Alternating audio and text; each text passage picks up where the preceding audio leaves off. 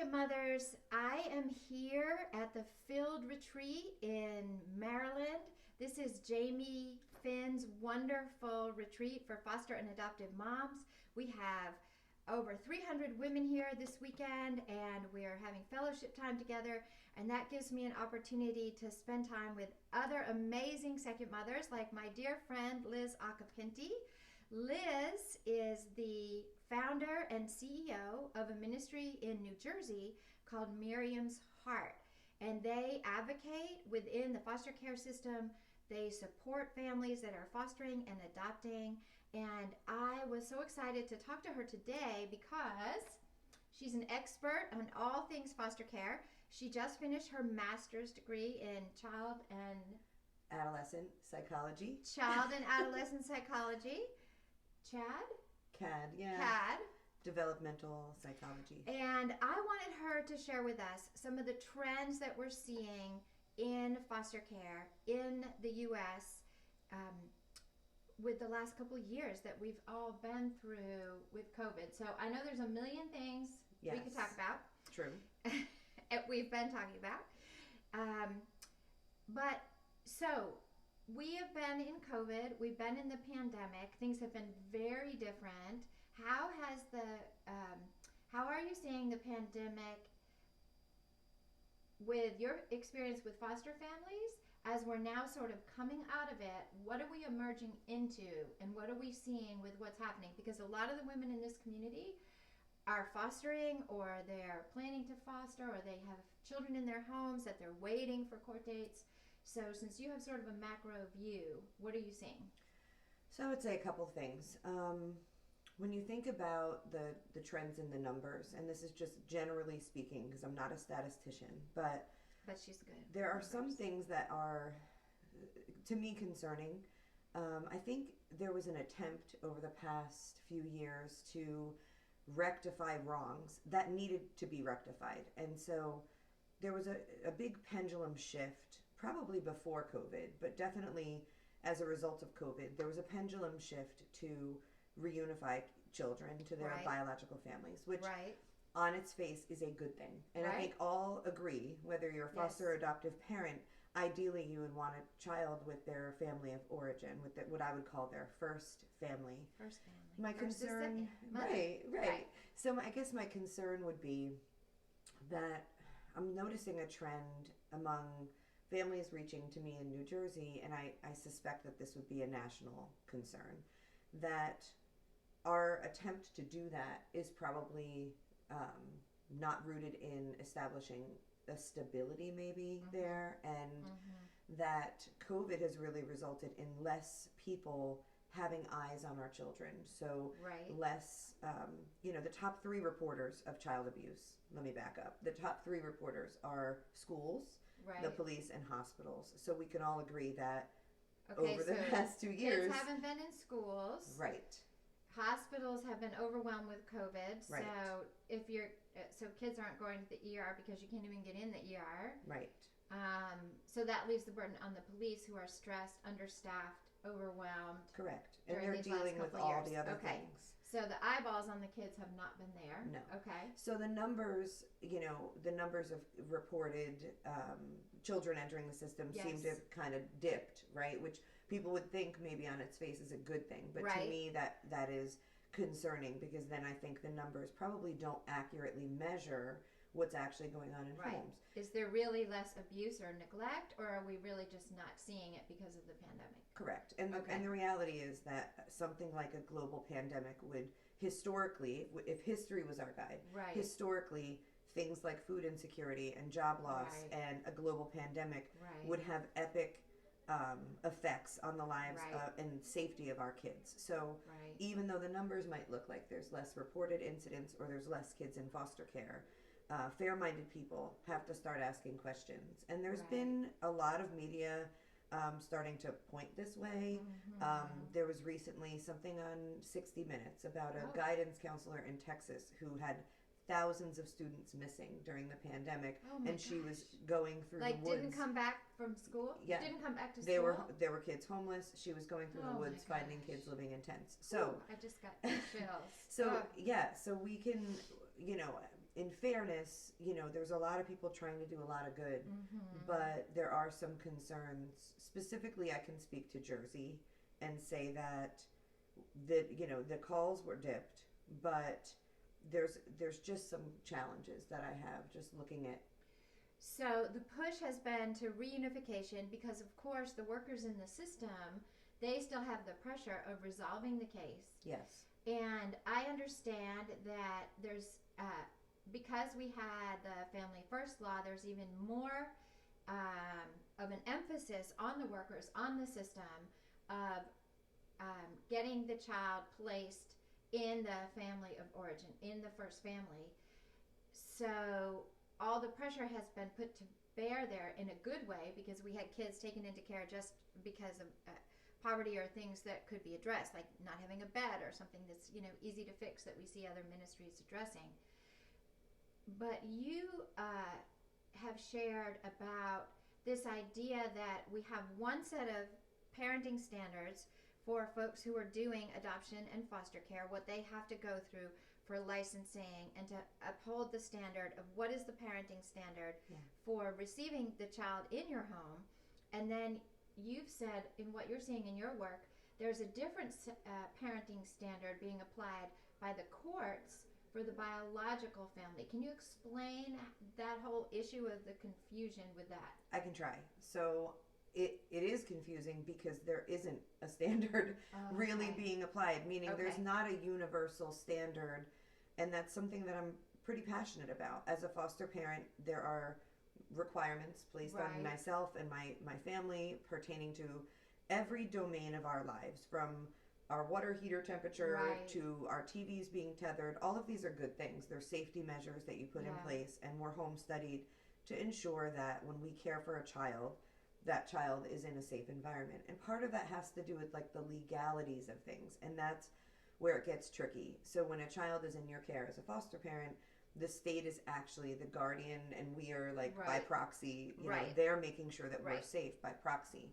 So that's where it gets tricky. There are no universal standards. So and it even state by state, there's no national standards. No, and that's something that, you know, as a person who studied psychology, I feel like I'm conscious of the fact that there are measures of stability that could be put in place that just are not. So there are ways to study and evaluate the stability of a family, whether it's a biological family or a foster family. And I wonder a lot about why we're not applying those standards universally. So do you think that's research that hasn't been done, or we just haven't applied it to the system? Do we know what stability is defined as in a family, but we're just not applying it to the system?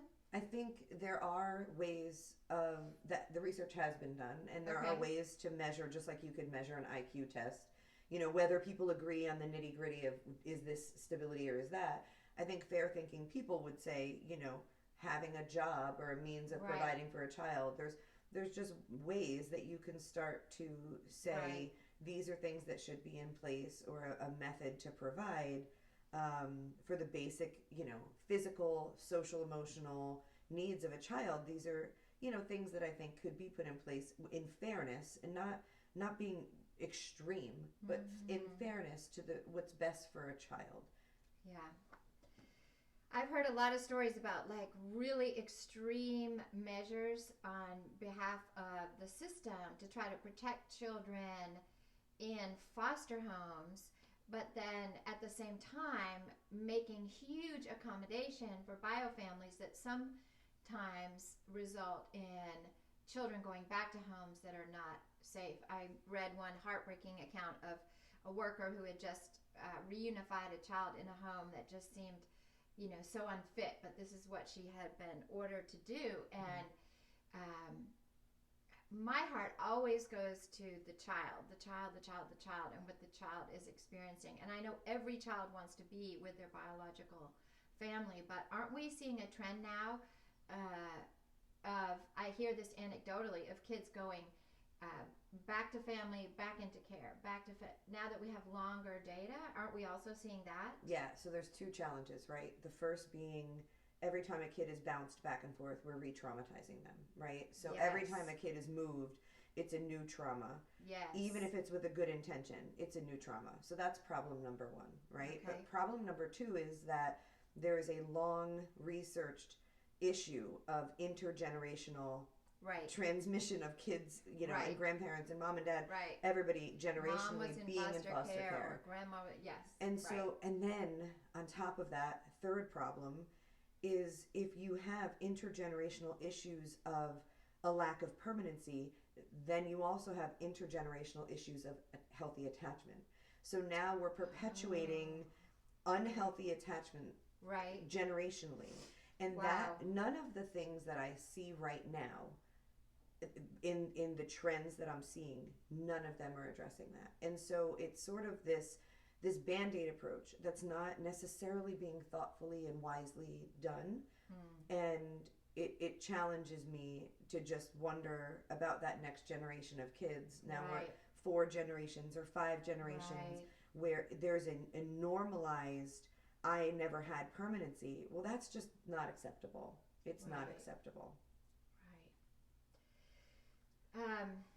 So many things we could unpack about that. But one thing that I think people don't understand about our foster care system that I've learned from working internationally and looking at how other countries look at the rights of the child is that in our country, the rights are all on the parent. And we don't really have child rights in our laws, which you might find surprising. But this is how our laws are set up. So we have this dynamic where the rights are all on the parent. And I've heard you make the statement that we have more animal rights actually in our nation, and making the comparison between this re-traumatizing of a child in this situation and how that would even compare with a pet in our society. Can you just comment on that a little bit? Yeah, I mean, it's a tough conversation to have because parents get freaked out when you talk about children having rights. I mean, we don't want our kids to have equal authority. And I think there's a difference between authority, meaning I'm in charge in my home and my kids don't have equal authority, versus the right to safety and the right to stability.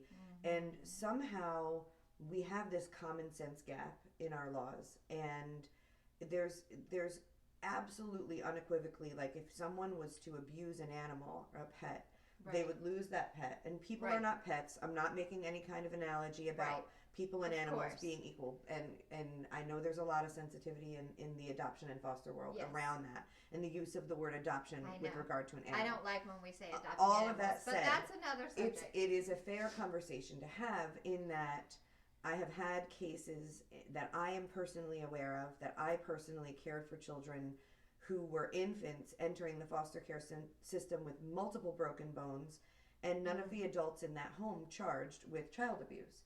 And you can take a situation like that and say, imagine if that same situation was a dog found in my backyard who had multiple broken bones. I would be held responsible, whether I had perpetuated abuse on that dog or not.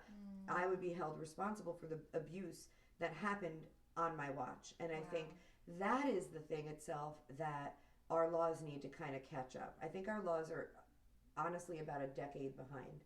I think all of this work that we've done to prioritize reunification is old, and we need to now be thinking about the biological grandparents, aunts, uncles, great aunts and uncles who are caring for their biological grandchildren because their own children or nieces or nephews or siblings have failed, and all of the infrastructure has failed around them. And now we've got these biological relatives saying, my own child cannot parent this child, and you've I experienced that, right? They've yes. called you and said, the system is putting my grandchild back with my son or daughter, and they're not safe. And they've actually said to me, that calling me from outside a police station, what should I do and what can I do? And I can't really give too much guidance there, because it's a legal tricky Right. situation. Right. But I suspect that that is the beginning of what's going to be the next thing that we're seeing, which is we have overburdened families who knew that their son or daughter or niece or nephew or brother or sister could never have had what it took to parent. And we have to kind of look at ourselves societally and have an Right. honest conversation with ourselves. For whatever reason, we're really, really comfortable with a woman in a far-flung place making an adoption plan. And we make it this beautiful story of adoption. Yep. But we don't have that comfort here. It makes Right. us very uncomfortable to talk about that. And I don't know why that is. I just have observed that there's a Yes. discomfort in. Absolutely. And I was a single mother, and I can tell you that there are lies that are told to people, like, you can do it. Well, sometimes you can't. Sometimes you need the dignity of someone telling you, make a plan for your child, have the dignity before a judge removes your parental rights, make that decision for Right. yourself. But for whatever reason, we're having some challenges as a country, as a culture, having Right. those difficult conversations. And maybe it is because of that intergenerational involvement in the foster care system, where somehow we've normalized that. Well, it's not okay. It's not okay. It's not okay for children to lack permanency. It is not Yes. okay for children to not know where they're going to rest their head at night. Yes. If anyone watching this, if you had to come and sleep at my house tonight, you know me, but you might feel a little uncomfortable. Imagine how a child feels just being moved like a chess piece throughout life and being told, here's your new room, Johnny, or, this is where this is the new set Yes. of rules. And the constant shift, we talk about things that are the most stressful in life. Right. One of those is selling a house and moving. And yet Right. in that, And that kids. you these are in kids do control. it. Yes. We're in control, and it's still stressful. Right. So why we aren't addressing, what I will say in conclusion in this conversation is suddenly we've become very mental health aware, which is Yes. good Which is great. in our Why society. you went back to school and got your Yes, degree. and COVID has made everybody very familiar with terms like trauma and anxiety and all of these things. We understand collectively that we were all kind of, as a world, traumatized by COVID. Right. And that because we weren't in control of our circumstances and there was a lot of uncertainty, that was very hard for everybody collectively. We now need to take that knowledge and start applying that to the child welfare system. Yes, that is my hope and prayer. You know how it says in scripture, all things work together for good. I'm just praying that everything we've been through with the pandemic, that's one of the things. Yes. That now everybody understands trauma. Not just our community, not just the foster care and adoption community, but everybody understands trauma better. And therefore, we can make steps to stop re-traumatizing kids as they cycle around and around and around through our system. Okay, last thing we want to do.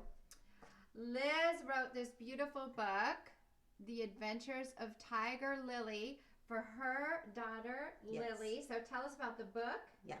Because we need children's books for kids who are foster and adopted.